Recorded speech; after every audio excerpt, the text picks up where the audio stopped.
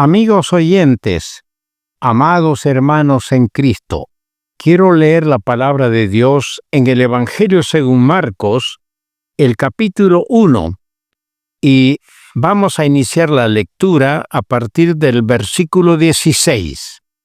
Andando junto al mar de Galilea, vio a Simón y a Andrés su hermano que echaban la red en el mar, porque eran pescadores. Y les dijo Jesús: venid en pos de mí, y haré que seáis pescadores de hombres. Y dejando luego sus redes, le siguieron. Nuestro Dios añada la tan ansiada y esperada bendición que queremos sobre su palabra y el comentario de ella. Vamos a empezar una serie de pensamientos en cuanto a Pedro, el apóstol, siguiendo a Cristo. Tenemos que empezar por decir que entre los seguidores de Jesús, Pedro el apóstol ocupa un lugar especial. Su vida es una demostración de los resultados insospechados de seguir al Señor. Es propio del hombre el caer en el camino. Solo Jesucristo siguió en su camino hasta el fin. Sereno y confiado, jamás cayó, jamás retrocedió. Un día Pedro siguió a Jesús de lejos, según leemos en Lucas 22:54. Siguió a Jesús de lejos y cayó miserablemente.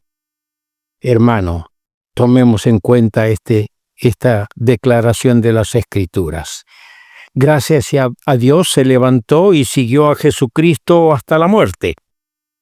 Cumplió lo prometido en un rapto de entusiasmo cuando le dijo: mi vida pondré por ti. Así se registra en el Evangelio de Juan capítulo 13, versículo 37. Mi vida pondré por ti. Pero cayó. Pero al final selló con su sangre su amor y devoción a Cristo. Para empezar, quiero considerar algunos puntos que bosquejan en cierta medida la vida de Pedro. Primero, vamos a ver el precio de seguir a Jesús. Dice: dejándolo todo, le siguieron. Esto es muy llamativo, instructivo y debe provocar una reflexión profunda en nosotros. El precio de seguir a Jesús, dejándolo todo. No sé si estamos dispuestos nosotros a hacer lo mismo. En segundo lugar, el premio de seguir a Jesús. ¿Qué pues tendremos?, le dijo un día él al Señor en Mateo 19:27. ¿Qué pues tendremos? Hemos visto, en primer lugar, que lo dejaron todo, según Lucas capítulo 5, verso 11, pero en Mateo 19:27 dice que Pedro le preguntó: ¿qué pues tendremos nosotros? Y Pablo dice en segunda de Timoteo capítulo 4, verso 8, por lo demás, me está guardada la corona de justicia, la cual me dará el Señor juez justo en aquel día, y no solo a mí, sino también a todos los que aman su venida. Hay una corona, hay premios para los que siguen al Señor. En tercer lugar, el propósito de seguir a Jesús. Aunque me sea necesario morir contigo, no te negaré. Fueron las palabras textuales que registra el evangelista Mateo en el capítulo 26, verso 35. Aunque me sea necesario morir contigo, le dijo Pedro, no te negaré. Las derrotas, los obstáculos y los sacrificios jamás detendrán a los que se proponen sinceramente seguir al Señor. En cuarto lugar, el problema de seguir a Jesús. En Lucas 22:54 leemos, y Pedro le seguía de lejos. El problema de seguir a Jesús. Algunos le siguen de cerca, otros de lejos, otros se han estancado en la vida cristiana. Seguir a Jesús implica mucho más de lo que generalmente se cree. Ofrece grandes problemas para cuya solución se necesita todo el poder de Dios, su gracia y su sabiduría. Necesitamos, hermanos, para seguir al Señor dentro de la vida cristiana con todos los problemas que trae, necesitamos a diario el poder de Dios, necesitamos la gracia de Dios y la sabiduría de Dios. En quinto lugar, el privilegio de seguir a Jesús, el privilegio de seguir a Jesús. Dice, el Señor le dijo a Pedro en Juan capítulo 13, verso 36, me seguirás después. Ese es el privilegio. Él, el amado Señor, se fue a preparar lugar. Volverá y nos llevará.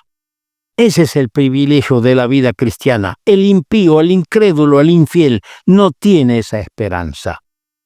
En sexto lugar tenemos el provecho de seguir a Jesús. El Señor le dijo a Juan, sígueme tú, le dijo a Pedro, sígueme tú, cuando él estaba obsesionado con contemplar la vida y lo que el Señor le tendría que decir al apóstol Juan. El Señor le dijo en el capítulo 21 de Juan, verso 22, sígueme tú. Si alguno quiere venir en pos de mí, niéguese a sí mismo y tome su cruz y sígame. Porque todo el que quiera salvar su vida la perderá, y todo el que pierda su vida por causa de mí la hallará. Así apuntó el Señor en Mateo el capítulo 16, los versículos 24 y 25. Y en séptimo lugar tenemos la perspectiva de seguir a Jesús. Cuando eras más joven, le dijo el Señor en esa conversación a orillas del mar de Galilea, en el capítulo 21 de Juan, los versos 18 y 19, el Señor le dijo, cuando eras más joven, Pedro, te ceñías e ibas a donde querías, mas cuando ya seas viejo, extenderás tus manos y te ceñirá otro y te llevará a donde no quieras. Esto dijo dando a entender con qué muerte había de glorificar a Dios. Y Pedro escribe en su segunda epístola, en el capítulo 1, verso 14, sabiendo que en breve debo abandonar el cuerpo, como nuestro Señor Jesucristo me ha declarado. Por eso el Señor nos dice en Apocalipsis capítulo 2, versículo 10, claramente, sé fiel hasta la muerte y yo te daré la corona de la vida. ¿Qué cosas más hermosas tenemos en la palabra de Dios? Simón Pedro. Simón significa oyendo y Pedro significa piedra. Al dar a Simón su nuevo nombre, el Señor dio a entender lo que él había de llegar a ser, una vez enviado y equipado para su bendito servicio. Pedro siempre ocupa el primer lugar en las 4 listas de los apóstoles que tenemos en el Nuevo Testamento. Esa lista las tenemos en Mateo capítulo 10, versos 2 al 4, en Marcos capítulo 3, versos 16 al 19, en Lucas capítulo 6, versos 14 y 16, y, por último, en Hechos capítulo 1, versículo 13. En las primeras 3 se hace referencia a su nombre Simón, pero en la última es llamado simplemente Pedro. Es uno de los 3 apóstoles privilegiados que acompañaron a Cristo cuando Él resucita a la hija de Jairo. Él, junto a Jacobo y a Juan, fue privilegiado. Él estuvo en el monte de la transfiguración, allí en oración, y también estuvo cuando agoniza en el huerto de Getsemaní, estuvo junto al Señor. También estos tres casos Pedro se menciona siempre primero. El Pedro de los evangelios que hallamos y lo estudiamos en los 4 evangelios es un hombre sincero, lleno de confianza en sí mismo. Pero el Pedro que lecturamos en el libro de los Hechos es un hombre transformado, lleno del Espíritu Santo. ¡Qué lindo! En la lista de los 7 más grandes siervos de Dios de los primeros años de la iglesia, yo pienso que Pedro merece el segundo lugar, siendo los otros 6 Pablo, Bernabé, Esteban, Lucas, Felipe y Juan. Es una apreciación mía. Pedro traído a Jesús, dice en el Evangelio de Juan capítulo 1 verso 42, y le trajo a Jesús. Andrés hizo para Pedro lo mejor que un hermano puede hacer para su hermano. Aquel día señaló una fecha memorable en la experiencia espiritual del pescador, que con el tiempo llegó a ser uno de los más destacados seguidores de Jesús de Nazaret. Andrés es nombrado tan solo 13 veces en el Nuevo Testamento, siendo la última vez en Hechos capítulo 1 verso 13. Pedro superó a su hermano en todo sentido y se cumplió en su vida la enseñanza reiterada de nuestro Señor. Pero muchos primeros, dijo el Señor, serán postreros, y postreros serán primeros.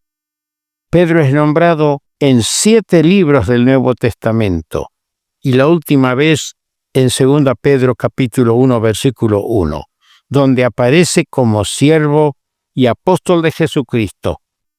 Cuando Andrés trajo a su hermano a Jesús, no pudo prever el resultado de lo que hizo aquel día. Asimismo, cuando llevamos un alma a Cristo, no sabemos ese momento, mi hermano, el lugar que aquella alma ocupará en la obra del Señor y en la historia de la Iglesia. Siempre le he dicho a los hermanos, cuando salimos a repartir folletos, tratados, cuando llevamos una persona a escuchar la palabra a la reunión, no sabemos los alcances de ese trabajo que estamos haciendo. Como hizo Andrés, él no preveía lo que iba a hacer su hermano cuando lo llevó a Jesús. Dios nos ayude a ser ganadores, buscadores de almas para el reino de Dios. Vamos a continuar con Pedro siguiendo a Cristo.